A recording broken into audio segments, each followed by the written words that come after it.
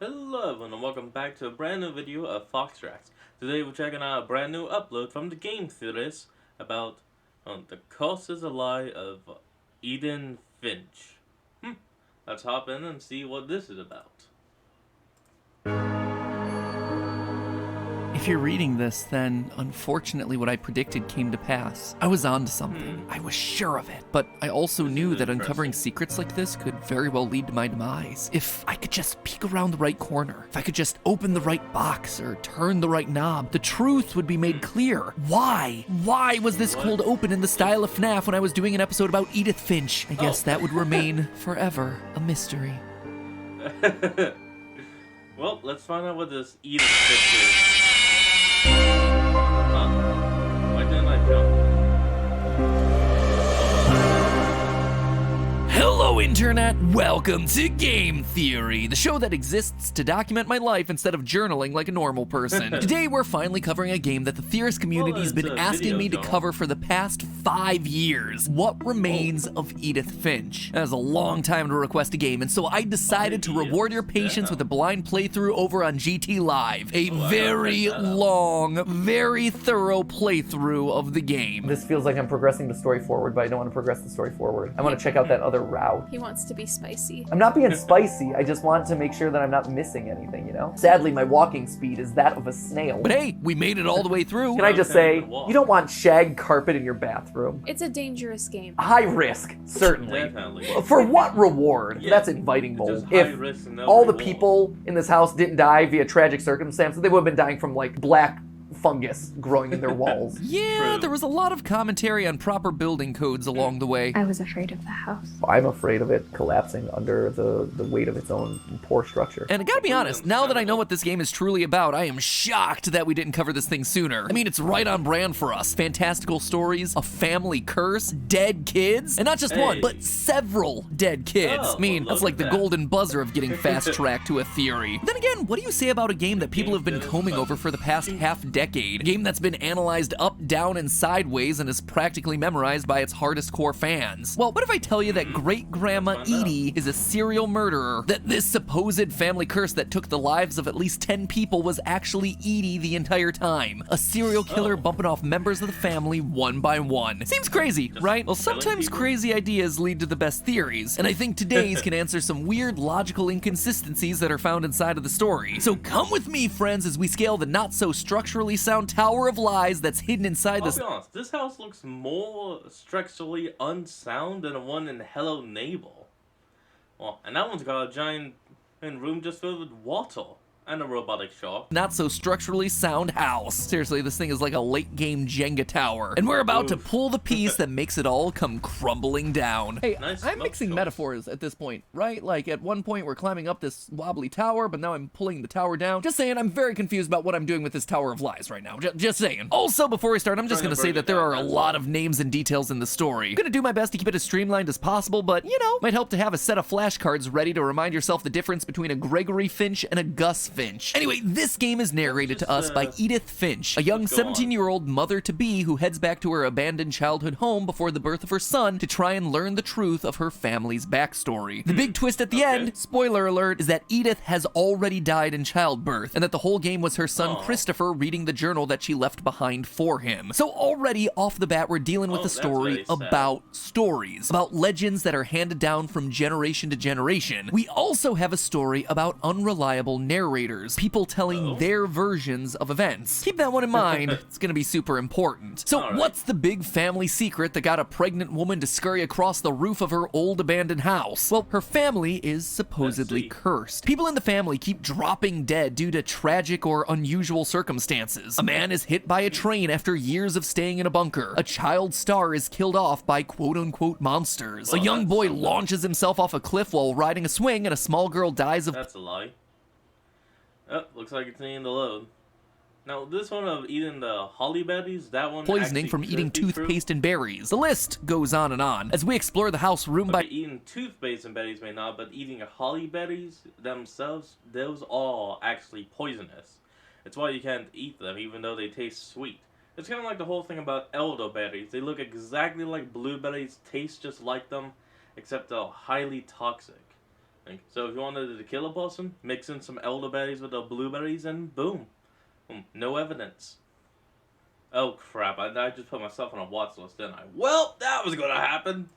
By room, we get flashbacks to relive these fantastical tales of death one by one. Someone is yeeted off a cliff by a deer, while another is crushed by a giant dragon slide. A baby drowns in a bathtub, while another child is killed in a storm. But notice the word that I used here, tales of death, stories. These aren't necessarily the real events that resulted in family members' deaths. These all have some mixed element of truth and fiction. It's actually something that Edith herself begins to realize halfway through her journey. I thought it was time I heard the stories for myself and found out what happened to everyone else. But now I'm worried the stories themselves might be the problem. Maybe we believed so much in a family curse, we made it real. And who was controlling those stories? Nice. Great-Grandma Edie. Dear Edith, there's so many stories I wish I could tell you, but there's only time for one. Edie, who I suspect was responsible for many, if not all of these deaths, and was then using a fabricated family curse to cover up the murders. Edith has a right to know these stories. My children are dead because of your stories. That's a mighty big claim, so let's just take a second to look at Great-Grandma, shall we? The thing that first got me suspicious of her was her age. And no, that's not me being ageist, that's me noticing a very clear pattern here. In a family that's supposedly cursed, a family where the average age of death clocks in at 19 years old, where the oldest anyone has gotten is Edie's father Odin at 57, here's Great-Grandma Edie over here clocking it in at a ripe old 93. 93! Nearly double anyone else in the family. The only other person who lives even remotely that long in this family, Walter, who made it to his 50s, literally locked himself in a bunker for decades. Oh, don't worry, we're gonna have a lot to say about Walter here soon. Edie has gotten to live long enough to see her great-grandchildren, while all the others didn't even get to see their own kids grow up. So why? Why did the family curse take so long to take Edie's life compared to everyone else? It struck me as suspicious. Even more suspicious, though, is that she keeps pictures of loved ones dying next to her bed. And let me be clear, I'm not saying pictures of dead loved ones, though that is more than true. I mean pictures of them in the process of dying. On a shrine opposite her bed, we see a photo of her husband, Sven. So literally, taking a picture of someone like just as they've been shot is like the best example you'd be thinking of. Well, someone as just as they got their neck slit or anything like that. They're not already dead and passed on, but they're like in the process of dying and just shot / neck, you know. Falling off the top of a dragon slide that he was in the process of building. This would be the event that would cause his death. Was the camera on a timer? Who took this thing, Edie? Regardless. And we're back. If her having that picture next to her while she sleeps isn't evidence that Edie is totally disconnected from her emotions, I don't know what is. And mind you, she has plenty of other pictures of him being safe and happy, so it's not like this was the only one that she had to remember him by. It is weird, it is uncomfortable, and it starts to show that Great-Grandma Edie may have herself some very strange views on death. We see early on in the game that Edie has a shrine dedicated to her dead father, Odin. As part of that shrine, she has on display 2 of his books, Mysteries of Death and Thereafter, and Joining the Great Majority. We never get context as to what either of these 2 books may be about, but with a title like Mysteries of Death and Thereafter, you can kinda guess. It shows that, to this early generation of Finches, there was something that persisted after death. Mysteries that continue on. Joining the Great Majority as a title is even more vague, but the game designers clearly put it here as part of the shrine for a reason, so why? Well, I had a sense that it had to do with death as well, and while it did take some digging, my hunch was right. The expression was first used by Edward Young, an English poet who did a lot of philosophical writings on the nature of death. The full quote goes as follows: "Life is the desert, life the solitude. Death joins us to the great majority." Here's the spark notes on that one for your next English paper. Everyone dies, join the club. So Edie's father, Odin, was the guy who literally wrote the book on death. 2 books, in fact. And we see this obsession with death continue into Edie's story. Sven built the house, but it was Edie who designed the cemetery. What kind of family finishes building a cemetery before starting the house? She even finds death funny, including the tragic premature death of her own husband. When Edie told people Sven was killed by a dragon, she could also have said he was building a dragon-shaped slide that collapsed. She could have, but She didn't. I asked Edie once about the dragon in the pond. She said it had killed her husband. I was 6. It seemed like an odd joke to me, even then. That right there just gives us more evidence that Edie and the truth don't always go hand in hand. But just because Edie's obsessed with death and happens to be a bit of a storyteller doesn't make her a killer, right? Well, no, not on its own. But take all those details and look a bit closer at some of the death stories that were told throughout the game, and suddenly Gran starts to look a whole lot more sinister. One of the most memorable sequences that we play through in the game is the death of Barbara. This one is told to us in the form of a pulpy Tales from the Crypt style horror comic. Basically, Barbara was a child star whose best years were behind her. One night, while her boyfriend's trying to teach her how to get her iconic scream back, she's attacked by a murderous hookman. We're shown that, under the bed, her younger brother Walter is hiding out of fear, but he witnesses the whole thing. She fends off the attacker using a crutch, knocking him over the balcony. When she goes down to check on him, in true horror story fashion, the hookman's body has disappeared. Suddenly, there's a knock at the door. Barbara opens it, sending in dozens of monsters who've come for a party. They wind up eating Barbara alive and only leaving her ear behind. And that is all we're told about Barbara's death. It's a weird story, right? And obviously it's heavily fictionalized, and yet we know elements of it to be true. We see the balcony of the Edith home still broken where the hookman, or whatever he was, fell. We also know that her younger brother Walter did in fact see something that sent him running to the basement in fear, living in a bunker under the house for decades in fear of what lay on the other side. He even keeps Barbara's crutch down there with him, above the fake window that he created for himself, either as a memory of his deceased sister or as a means of protection, more likely a combination of both. The truth about Barbara's death is, to this day, one of the most persistent mysteries of the game, one that people have theorized about for years, guessing everything from her boyfriend being the killer to the house literally consuming her alive. One theory I haven't really seen, though, is that it was Edie. Great-grandma Edie did it. Intentionally or not, she caused Barbara's death. Let's look at the facts, shall we? As I mentioned before, Walter sees something the night of Barbara's death, something that causes him to lock himself in an underground bunker for decades out of fear. When he's down in the bunker, he gives us this line. If you wait long enough, you get used to anything. Even a monster on the other side of a door starts to feel normal. He wasn't hiding from death or a curse, he was afraid of a monster on the other side of the door. He's so scared of this monster on the other side of the door that when he does eventually decide to leave his bunker, he digs a hole out the other side rather than going through the door and back into the house. And think back, who killed Barbara in her story? Monsters. We see that word being repeated, connecting these two stories, these two deaths together. So what sort of monster could be on the other side of Walter's door? Edie. I saw Edie sneak down to the basement once, carrying packages. I thought maybe she was hiding presents. It turned out she was hiding a lot more than that. Edie is the monster. Whatever she's doing as a mother, her kids are scared of her. Whatever she did to Barbara, it scared Walter so much that he'd rather live in a basement and choose to knock a hole through solid rock using a sledgehammer than face her again. My guess is that Edie and Barbara got into a fight about her boyfriend being in the house. During the confrontation, Edie gets violent and angry. She shoves Barbara, who's then knocked over the balcony railing, falling to her death. In fact, one small detail that's easy to overlook, but the game tries to make sure that we notice, is the roller skates on the balcony. As we climb the stairs in Barbara's story, a skate rolls down randomly. Later, the other skate is the thing that ultimately sends the hookman plunging over the balcony. That detail feels important. It feels real. That is the instrument of murder here. And if there was any doubt that the monster on the other side of the door is Edie, Walter also tells us this. I can't believe I've been down here for 30 years. On that first day, after the shaking started, I didn't think it. And we're back.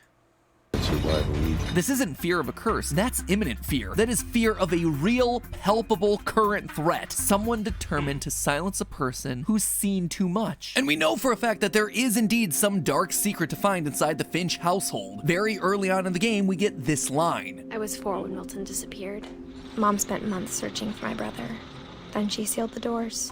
Whatever Milton had found in the house, Mom didn't want it getting out. Milton is the only Finch to go missing, to not have himself a confirmed death. He found something, and then he disappeared. It would seem like his fate is that of Walter's. You learn the truth, you go poof. Speaking of Walter, you know what else is suspicious? His death. Walter waits years to leave his bunker, only for him to immediately get hit by a train. The thing is, there's no train. The game takes place on a very real island. Orca's Island is an actual place in Washington State, and there is a train on that island. Kinda. It's a privately owned train by whoever whoever owns the property that it resides on. From what I can tell, it's not so much of a railroad as it is a ride. It is hardly the massive steam locomotive that's implied in Walter's story, and that still doesn't explain why it was going underneath the private residence of the Finch household. Just doesn't add up. Walter never specifically mentions the train either. However, if you look on the other side of the bunker, there is a model train set that Walter was clearly building. Maybe that happened to be the source of inspiration for the story that would ultimately cover up the truth about his death. Because, you see, there's one other thing that you have to know about great-grandma Edie. Not only does she love making up stories, she loves the fame that comes from her stories. In her room, we see this newspaper hanging up on the wall. I'm pretty hype about winning a family day out at Druid World! It's like a lame YouTube giveaway. Like, yo, if you smash that subscribe button and leave a comment down below, I'm gonna give out 3 passes to Druid World! If you can manage to get over your excitement for Druid World, you can see the article about the Mole Man. We're told by Edith that Edie gave a big interview about a mole man living under the Finch house. My mom was furious. a mole man living under the Finch house. That, my friends, is Walter. That is her traumatized son. Edie literally called her son a mole man and sold the story to a seedy newspaper. That is the sort of person that we're dealing with here. In another part of the room, we get this short story. One summer, they evacuated the island, but Edie refused to go. For a few weeks, she was a celebrity. She loves the fame, and she is shameless in pursuing it, and nothing shows that more clearly than Barbara. It struck me as odd the first time I played the game that a comic book would publish the story, real or fictionalized, about the tragic death of a very real young woman, and I wasn't the only one. Edith calls this out as she wanders through the house. Of all the stories people wrote about Barbara's death, I'm surprised Edie saved this one.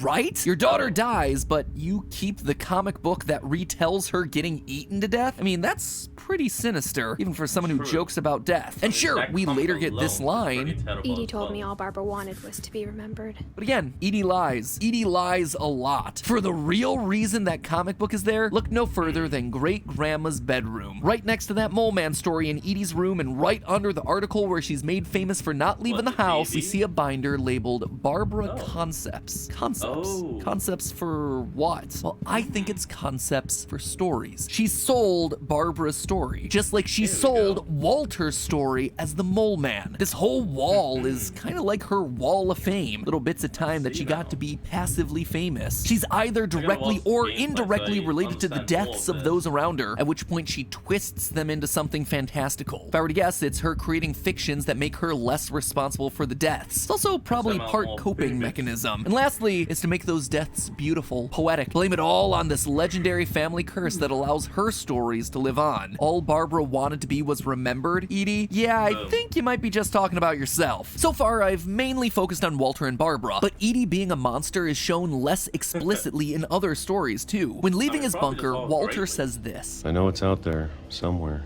Whatever killed Barbara and Molly and Calvin. Well, let's look at both Molly and Calvin then, shall we? Molly is the first Finch child that we meet and the first death that we play through. The story goes that she's sent to bed without dinner, and because she's hungry, she decides to eat things like a tube of toothpaste, some Christmas berries, likely holly berries based on the color, and an old carrot. It's speculated that this combination somehow poisons her, but I looked into the food that she ate and I just don't realistically think that it could have actually killed her. The carrot was in the same bowl as what appears to be gerbil droppings, so she could have gotten salmonella, something that's known to be transferred in rodent droppings, but that wouldn't have killed her. She would have been sick with symptoms like stomach cramps, vomiting, and a fever, but all of that would have passed within a week or so. Holly berries are a similar story. She only eats about 3, and while they certainly can be poisonous, she'd have to have eaten 20 or so to have actually ingested a deadly amount. The toothpaste, same pattern. While toothpaste in 1947 had thankfully stopped using soap as an ingredient, they were just starting to use fluoride, which again can be poisonous in large amounts. But 1 tube of toothpaste is highly unlikely to be fatal. But still, all of this is missing the major point here. Why was Molly hungry in the first place? I'll be gone soon, but I wanted to tell somebody about what's gonna happen.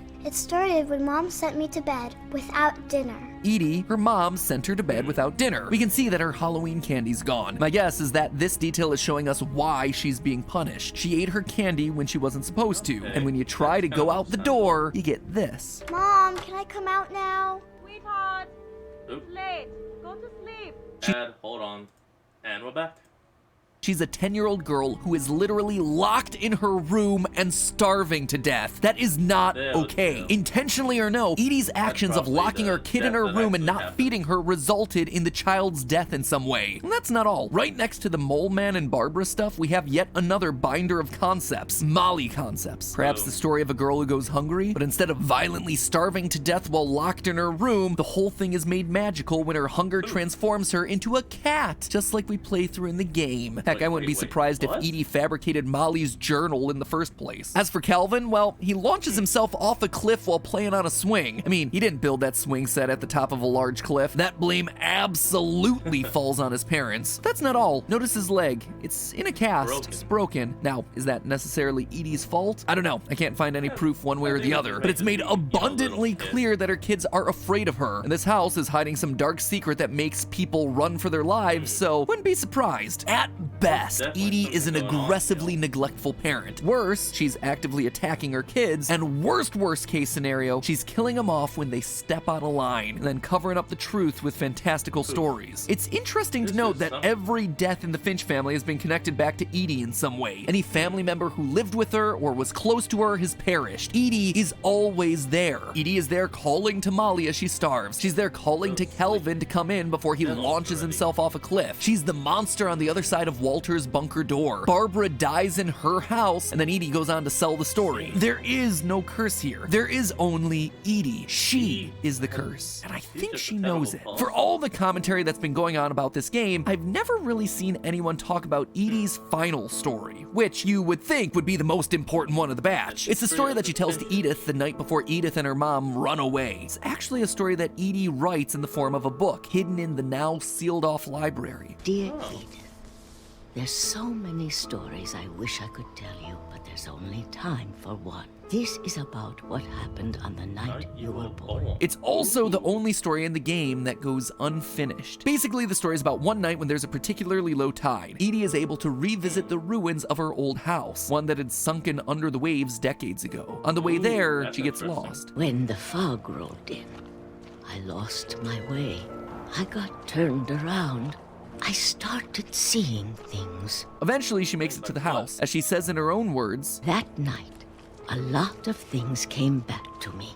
Or maybe I came back to them. Things I can't explain, but that I need you to try and... Edith, what are you doing in here? She opens the gate, a light turns on in one of the windows, and then the book is ripped away from Edith before she can finish. What is this story all about? What is Edie asking Edith to do? Things I can't explain, but that I need you to try and what? Figure out? Explain? Pass on? What? I think this is meant to be Edie's confession. Her telling the story of her past abuses and past misdeeds in the way that only she can, in the form of a highly symbolic, overly fantastical story full of symbolism. The line that sticks out to me here is, when the fog rolled in, I lost my way, got turned around. But what was all of this? What way did she lose, and what does her coming back to the old house mean? Well, Edie says that this is the story of what happened the night that Edith was born. We know that Edith was born in 1999. At that point, there hadn't been a quote-unquote death in the family since 1983. The next death would be in 2003 when Milton finds whatever secret is inside the Finch household and suddenly disappears. Walter leaves his bunker and immediately dies by quote-unquote train in 2005, and then there's Edith's brother Lewis in 2010. Could this whole story be symbolic of Edie's journey with her father's ideals? She's heading back to the old house. She's heading back to her origins, back to the teachings of her father. She says that when she gets back to the house, she remembers things, like she'd come back to old friends. The light turning on at the end would be the representation of that enlightenment, but what is she being enlightened to? Is it a return to the importance of family? Is it a return to being a monster? Does she realize that by killing people off, she's once again helping them join the great majority? A lot of this sounds like the actions of an addict. They may know what they're doing is wrong, but their old habits can be like a crutch, the friends that they feel safe around, despite knowing it's bad for them. Maybe that's why Dawn rips the book out of Edith's hands, because she's figured it out and doesn't want Edith reading it to get similar ideas. Edie wrote it to Edith to explain her actions, so Edith might take the lessons and apply them for the future generations of the family. Edie knew she was getting old and couldn't keep going forever. Maybe this was meant to be a passing of the torch. However However you slice it, Edie is a monster. I don't think there's any way to deny it. Whether or not she actively killed off members of her family intentionally can't truly be proven, at least not yet. But it seems likely that she's been directly involved with many of the tragedies that befell the family. And then she went on to brand the family and its curse in the local pop culture so that she could be immortal. She was selfish, she was cruel, and she was seemingly violent. And when people learned the truth of the Finch matriarch, they had a habit of disappearing. Walter, Milton. What remains of Edith Finch is a mystery of trauma, all pointing back to the actions of one woman. Remember, this final story is told to you in the library, a place where Edie told me once that every Finch who ever lived is buried somewhere in the library. It's a story of all their deaths and why all their deaths relate back to her. Either that or, you know, Edie loved taxidermy. Maybe that last line is a bit more literal than you might think. But hey, that's just a theory. A game theory. Thanks for watching.